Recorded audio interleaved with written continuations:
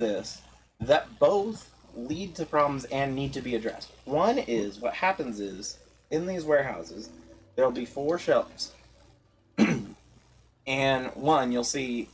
One of the biggest things you'll see is if you look at certain pallets, when people deliver pallets, it'll say don't stack higher than this.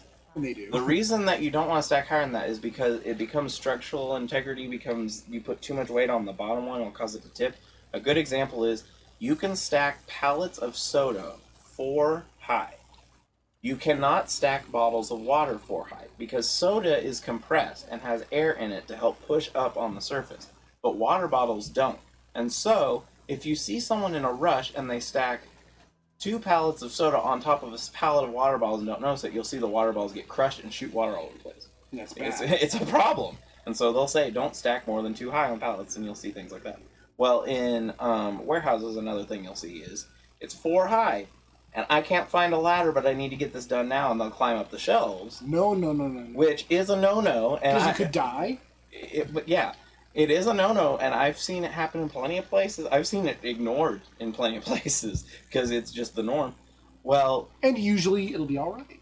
I can tell you from having work jobs where I can't find a ladder, because ladders are $150 each for the ones you need for a workplace, that there'll be 4 in the whole place, and you go and get it, and you're gone for 20 minutes from what you're trying to do. Oh. That's bullshit. That's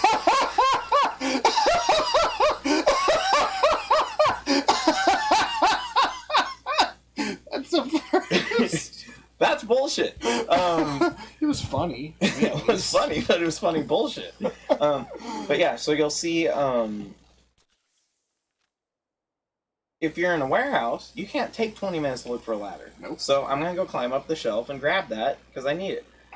Grab and pull down a case of soda falls on the floor. 1, it could break the soda. 2, obviously, a person could fall and break a limb, possibly die, get glass in their leg. Gravity all kills. kinds of stuff. So, like, one example was I had one time where I was at somewhere where they had a pallet of rebar set out because they were getting ready to set up some structure or whatever. Well, it needed to be taken care of, but it was a busy day for the place where I'd gone. And they didn't get to it. Well, I don't know if you know, but rebar doesn't cooperate when it's on pallets. And I don't know much about rebar. I mean, it'll lay just fine, but the problem is it's usually tied with baling wire. And when they just stick it on, in this case I think they were all 6 foot. They're like 8 foot, 6 foot, 4 foot, 2 foot, and 1 foot are the most common ones. It doesn't work very well. And so I think this one was like 6 foot. Well, when they put them in, again, the company's in a hurry, so they're just going to get them in, bundle them, and go. Well, some stick out at different lengths because they don't have it all. Well, the person was walking by this pallet, and they got it skewered through their jeans and cut their leg, so they then had to leave work to go get a tetanus shot because of this situation. And I got to hear those stories afterwards because my friend worked there. And they had to go get a tetanus shot, and so they were down for like an hour and a half because the person had to go and wait the dog. Well, because they weren't following proper OSHA procedure, where you need to get it off the pallet and move somewhere right away, and 2, don't leave a 1 foot off the ground stack of rebar that's about the same color as the asphalt at this place. It was asphalt. Where you're not going to notice it if you're, tunnel vision and I got to get over there to help this customer or whatever. And so, I'm sure it was an OSHA violation, or maybe like 5. But who's to blame? 1, who's to blame, and 2, because of the fact that you're expected to be moving so fast, getting so much done, and all this, who's going to be the one to stop and do this? Especially because rebar's heavy, it's a bunch of metal. You can't do it with one person. You're going to have one person untying it, and one person, picking it all up and taking it where they need to go, and monitoring the pallet so that no one comes by and skewers their leg, as this guy did. And,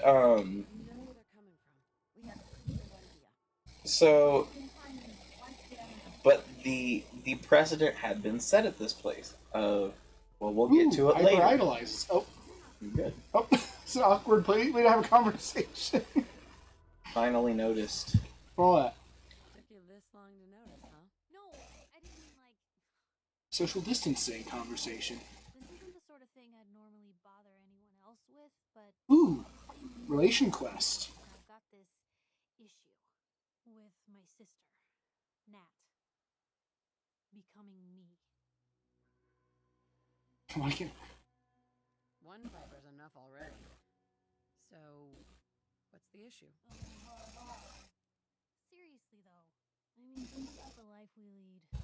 No offense intended. Personal things don't exactly seem like either of our strong suits. Nope. Can't have her ending up like her big sister. Nah, you're immortal. Dodging bullets and running from all the people she pisses off. It's part of the reason I'm on the road so much. Part of the reason I'm here with you. I keep thinking, maybe if I make myself scarce, if I'm not around her enough, she'll cool off. She'll just go back to being sweet, innocent Nat, paper girl, an all-around upstanding citizen. What do I do, Blue?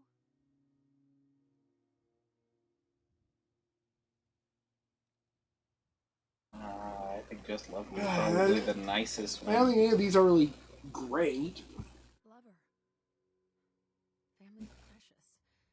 The last thing you want to do is drive them away, because you might lose them forever. That makes sense from her standpoint too. Thank you. Who'd expect wandering off with a stranger to turn out this I mean, if you weren't invincible, you'd be dead by now. nothing like you anymore? No, they don't. Know that? The feeling's mutual, Piper. Ain't that the truth? But hey, thanks again for listening. It's a real weight off my chest to be able to talk it out with someone. So, you wanna hit the road? But yeah, so the precedent had been set this plate. Oh. Well, we'll get to it later. Wait, you want to talk? Oh, you got a minute for me yet? Oh, she wants to talk again.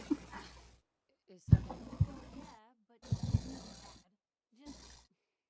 what you said about Nat.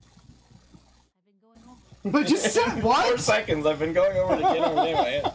Game. She doesn't really like what I just did then. What kind of life is she gonna have if I never go near her again? It's just. Sometimes it feels like the only things I've got in life. You got a magic gun. It's not in your inventory. Count on someone like you. It's meant a lot to me. Not a lot of people want to hang around. I mean, you have a nice personality. She's super nice. Do people actively avoid you? Well, yeah. I mean, I didn't exactly start the paper to make friends. I just wanted to right the things I thought were wrong. And when Nat and I first got to Diamond City, there was a lot wrong. Crooked guards, lousy infrastructure. There was a hole in the exterior wall that was patched over with a bookcase.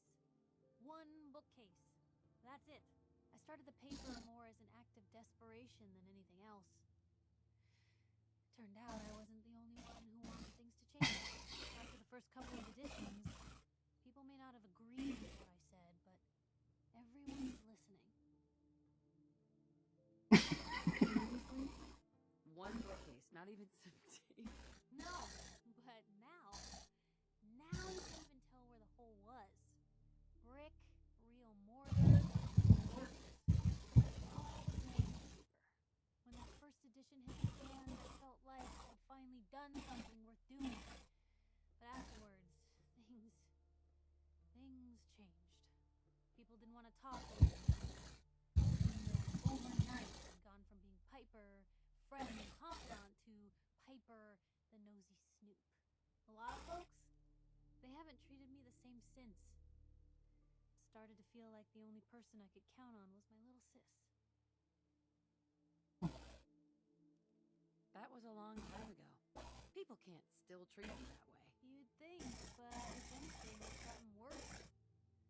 Sure, I've earned some friends back in town, but now I've even got a reputation outside Diamond City. That's why I'm so lucky to have someone like you. You're not afraid of me like everyone else. I was sure that the paper would be the best thing I ever did in my life, but being here with you now I don't know. I've needed someone like you in my life for a long time, Blue. I just never expected I'd actually get them. thank you for being Oh. someone I can count on. Oh, it seems even harder than flirting. Yep, it is hard. Well, that makes sense. Thanks, Piper. That means a lot to me. You're welcome. I just wish there was more I could do to show it, other than watching your back. Now, come on, Good company. hit the road. Oh, neat. Oh, I maxed out relations. That was Yep. quick. You're lovable. So what does that mean?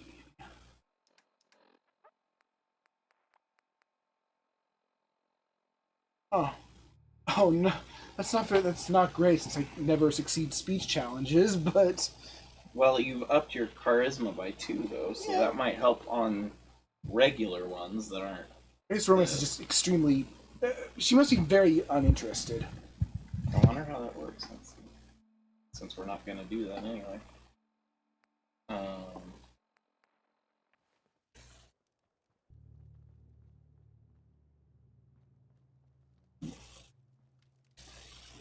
Bow. I almost want to switch to another companion so we can increase their affinity since hers is maxed, but we do have a lot of good choices.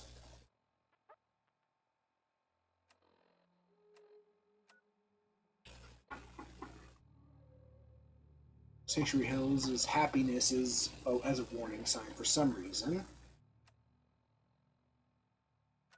You might have to look at what the different needs are.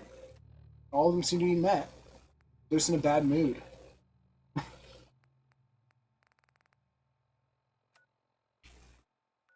Alright, what's up? And fly on over.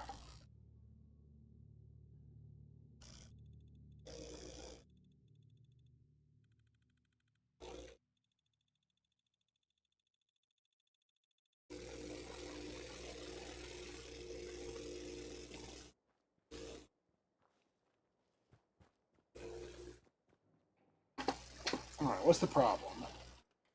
Just happiness. Weird. That might mean that there are people in the town without a job, because happiness goes down when there are people without Oh. Or maybe, like, clowns.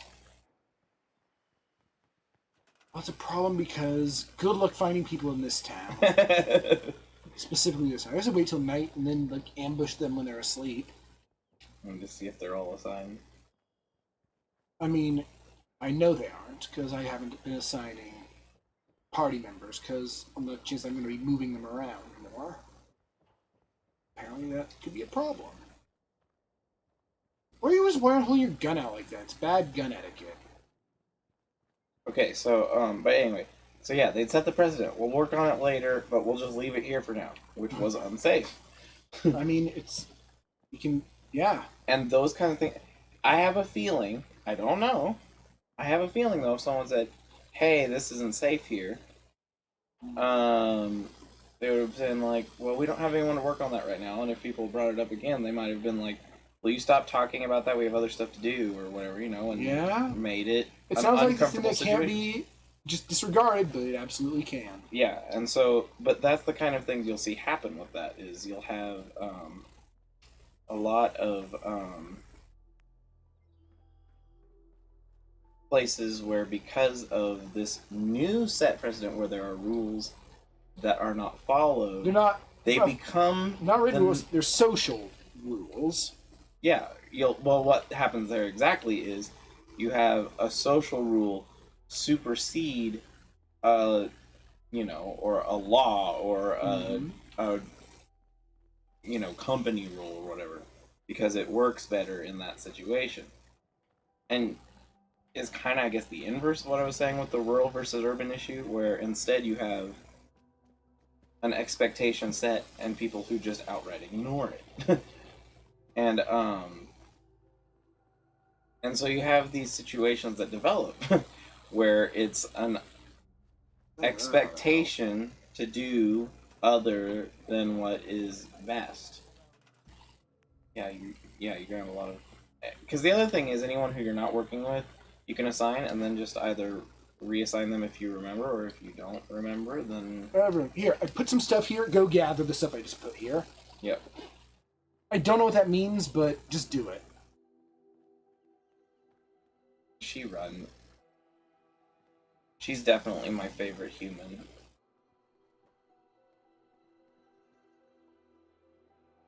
You think you should swap her out since we maxed her, or I mean, that's up to you. You're still the one playing. yeah, She's definitely my favorite as far as the dialogue option. we definitely have plenty of good options. Might take Codsworth for a bit. He's not amazing, but he's definitely not abrasive.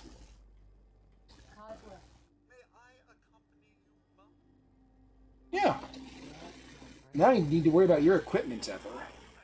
Hey, Codsworth. Sure you're up for this? Miss Piper, I can think of no greater honor. You stay here and you take over his job of stuff. Romancing, it says, from reading this, is affected by both charisma and luck. Oh, our luck is our lowest stat. And charisma was kind of low, but now it's decent.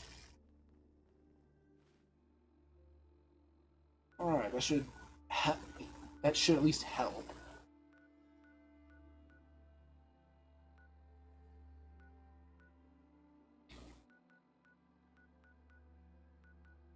All these stuff places.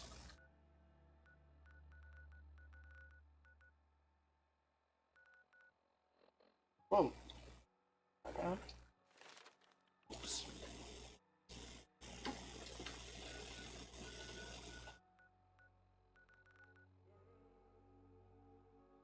For as political as it was, I kind of enjoyed this side of you. What? I was listening to you talk about Well, that's like I have a Heavier lot of matters. passion about, and so I grazed this. I have a lot more passionate opinion about a lot of things, but I do a lot of research and understanding and listening to as many sides as I can on these conversations, and that's why I know as much about. Because I'm not rural. I'm I think very that's much suburban. commendable. I'm very much suburban and see a lot more of the urban sides of issues. And so some of the things that I've seen that can be really frustrating, for example, is you'll have rural people who will complain about having to pay for like a state-funded transportation bill. If there's, say, a statewide bus, especially in smaller states, it is, where they'll be like, I really hate having to pay for this because I can't travel by this and I have to spend all this money on it. And they understand the altruistic reason of that it's good for the people who can benefit from it who wouldn't be able to otherwise. But the inverse isn't there. And that's where I've had a lot of problems with it is I'll see, Ugh. for example, you'll have farmers want subsidies from the state, and you'll have the city folks say, I'm not going to pay all that money to have all the farmers do that. If they have so much trouble with transportation, why don't they live closer to the city? And one of the issues you'll have is if you say, for example, a farmer has to be able to pay for their farm equipment, they have to be able to pay for vehicles to travel to and from the city, including if they don't have a way of hiring someone to come pick it up, which can also be a thing, which you have to pay extra fees for in and of itself, is they'll have to have, like, say, a semi or something like that they can have either they own in larger cases, or in smaller cases, they have to pay a shipping company to come with the semi to pick it up. And all those costs are really expensive, and they're not going to be able to. One of the things you'll hear is that basically mom and pop farming is dead. Most farming now is done in big corporate, either internal farms in big warehouses with a bunch of plant lights, or you'll have large out of country or out in the country agriculture with one company that owns 700,000 little farms, and they're run by people and they're paid to do it or whatever. but the mom and pop part is gone. But so they'll pay for all the shipping and all that kind of stuff, but you have to do this, and you lose, say, 60% of your income so that this company can run it. And so farmers will ask for subsidies to Make up for that. pay for their, say, if it is an independent, their gas costs or their shipping costs or stuff like that, because they might make food where they are, but the food's not going to pay for power to where they are. It's not going to pay for gasoline. It's not going to pay for all these kinds of things. And if they're paying their shipping costs and they have other needs, especially if, say, they have a kid who works on a farm where it's dangerous. Farming is one of the most dangerous jobs in the country. I didn't know that, but I can imagine it. And say they're out trying to, say, pull potatoes or whatever, or they're sorting them and they're moving crates, And you hurt their back. and they screw up their back, and say they slip a disc and have to have a surgery. That's a lot of money that a farmer's not going to be able to pay for. And so having subsidies in place helps protect them. Well, you'll see places that have mostly that are mostly urban, but do have rural centers. Say, I guess Ohio's not a great example because Ohio does have a fairly large rural, but it's an example that I can use. They have Cleveland and Akron and Cincinnati and Dayton, lots of large cities, which makes a large part of their voting population. Well, if it's a state subsidy, for example, the rural farmers who make up maybe 35% of the voting populace are the ones who know what the problem is and are seeking the help. Well, how are you going to get 65% you don't have to get 65%, but how are you going to get, say, 16 or 17% of the population to vote for this thing? Whereas in the city, if they have, say, the statewide bus program where they have, say, I don't know if this is a thing, this is just as an example, the statewide bus program that will deliver, you can ride from Dayton to whatever at a lower rate or free if you are going for work or whatever. Whatever the situation is, some sort of city thing that benefits people who live in the city, but doesn't benefit people who live in rural places because they're not close enough to a city to make use of it, and they're not going to build, say, in this case, a bus stop next to Bob's farm so that he can come to the city. So this is just an example that I've generated to try and explain this. You can get the people in the city to vote for something that will cost the farmers, but you can't get the people who are the farmers, who are very important to society because you need food. You're not going to get the ability for people to vote for the thing that isn't in their financial interest in the city, Why where the larger population. Why is that one way? What do you mean? Why would the urban vote for the suburban needs, but not the other way around? That's what I'm saying, is it's the other way. What happens is the urban will vote for the urban needs at the cost of the rural people, but the rural people won't make up a large enough population to get votes to protect the rural people, because the urban people who don't understand those problems don't care or don't want to pay the extra tax or whatever, and the rural people can't get the votes because they're smaller populations.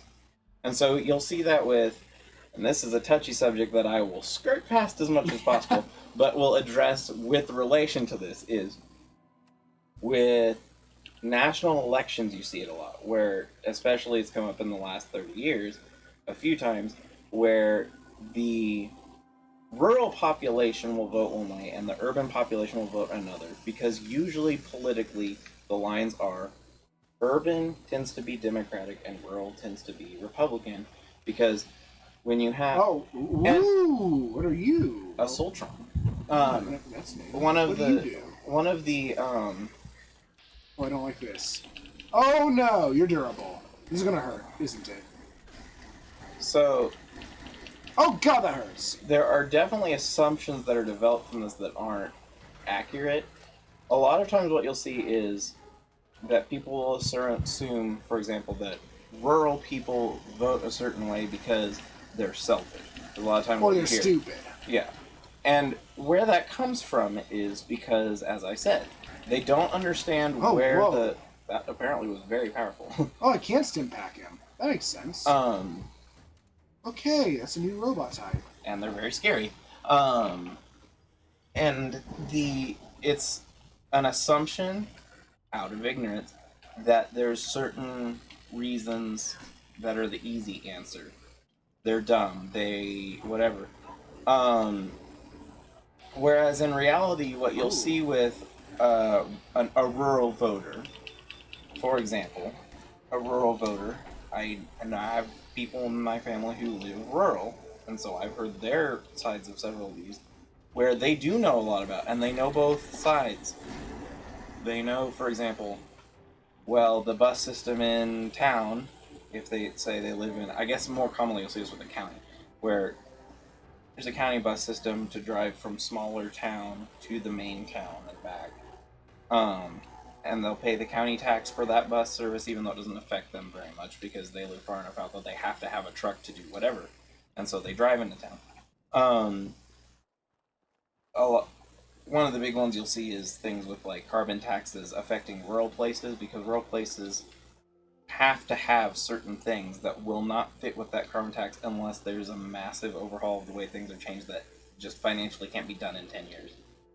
You'll see complaints about it with, oh, well, I'm going to have to convert to an electric whatever in the extreme. An electric combine. For people who don't know, a combine is usually either rented or bought very, very used for most farmers, because combines are like $2 million a piece. And you need them for large farms. You have to have some way to collect large amounts of goods and put them into some sort of shipping container to take out of the way. You have to. And combines are a miracle of technology. You can have them where they scoop up, for example, all the corn and shuck all the corn and throw all of the cobs into the bin and get rid of all the husks and leave them on the ground to biodegrade. So you just don't keep building new ones all the time. Well, they can build new ones, but the problem is they're $2 million. So Right, most people will buy a $300,000 one. Not every farm can have their own. Yeah. They'll buy a $300,000 one or rent for like 20 years at $40,000 a year, which is a huge upkeep cost and all those kinds of things. To keep this, well, if, say, for example, the state enacts a thing requiring that all motor vehicles, with that in the definition, all motor vehicles need to be electric by 2025. A combine, if you can even get a combine to run by electrical, which I don't know that you could, because it's a very big piece of machinery that requires a lot of power, and so that's why it runs off diesel or gasoline. If you could have it, it would probably be like a $5 million machine. And so if you live out in the country, it would be financially impossible. I mean, you couldn't afford it. It would put all these people out of business. And so you'll hear them complain about it, and people will assume, oh, well, they don't care about, in this case, they don't care about the environment. They, And the politician's going to spin it that way, and I hate that. Yeah. Or the news. The news does it too. And so here's, I don't like any news companies. I hate them all because so much bias, even though I've had plenty of disagreements with a person named Jackie Cation, who is probably my favorite comedian. She's my favorite living comedian. The only person who's even close is probably George Carlin. But Jackie Cation, in her first set that I ever heard, she said, and then there's the news, and I hate the news because they want you to be scared of everything all the time so they can just bite it. And so that's where she just has this little thing where she's talking about the news and how its whole thing is to just make everyone afraid all the time. And it is, because they want fear, because fear gets people to watch the news. We don't have enough people to end this. We're going to not need yet. to go and get some oil. Oil.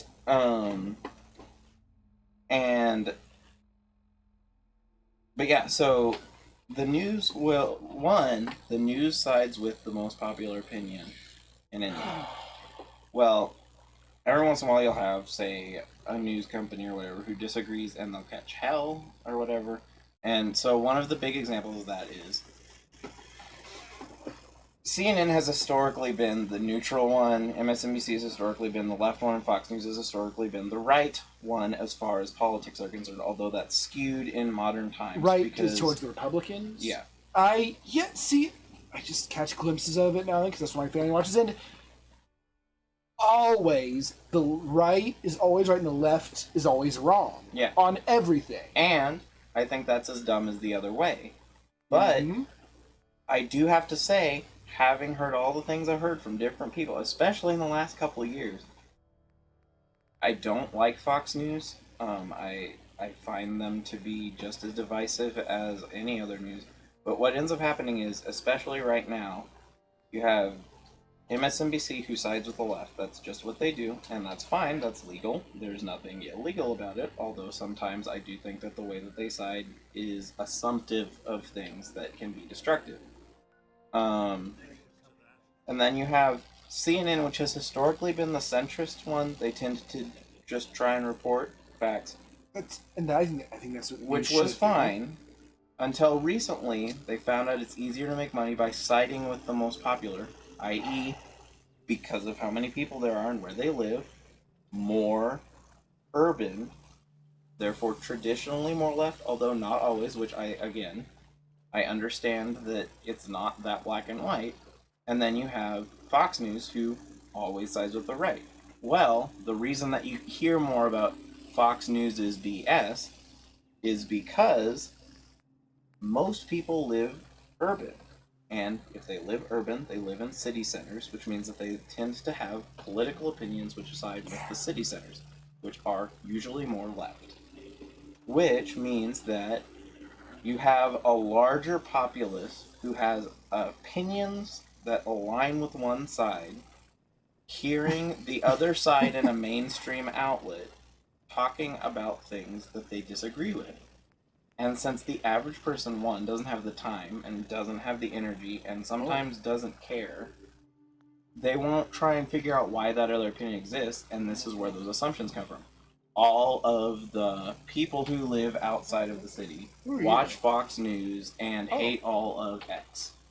I don't need And all these assumptions, I think, are very destructive, and I think it's Yeah. unfair because people who live outside of the city have reasons for why they think it. They don't think it out of a malicious intent. My rule generally is